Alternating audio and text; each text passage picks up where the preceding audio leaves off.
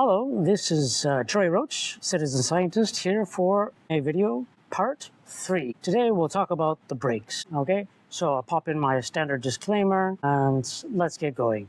Do you have to take a break? What are the breaks for? How long do you have to take a break, etc.? I'll try to answer that very quickly in broad strokes so you have a good idea of what's going on. First of all, do you have to take a break? No, you don't have to take a break. Some people started patching, they benefit from patching, and they plan to continue patching long term, as far as they can see in the future. So who knows how long they'll be patching. And well, the first protocol was for people to patch for a week and then to take a break for 3 to 5 days. But now it's more important to take the time to slowly titrate up and find your best dose, going up and down and just finding the best dose for yourself and not taking a break, especially if you're seeing benefits in the beginning with patching, right? So don't worry about the breaks in the beginning. Only take a break if you feel that you need to take a break or it seems like a good time to take a break, and check your baseline or whatever, okay?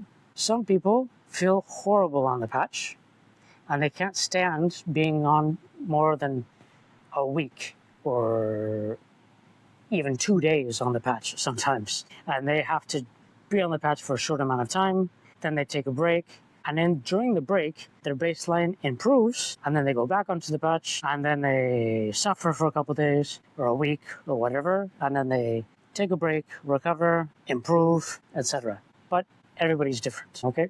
Some people, they don't see hardly anything at all, and they need to be titrating up for quite a long time and staying at a steady dose for months before they even notice that it's having effects on them. So we're all different, right? So just remember that, be patient, take your time, and remember that the best dose is not the highest dose. The best dose is the best dose, whatever's best for you, okay?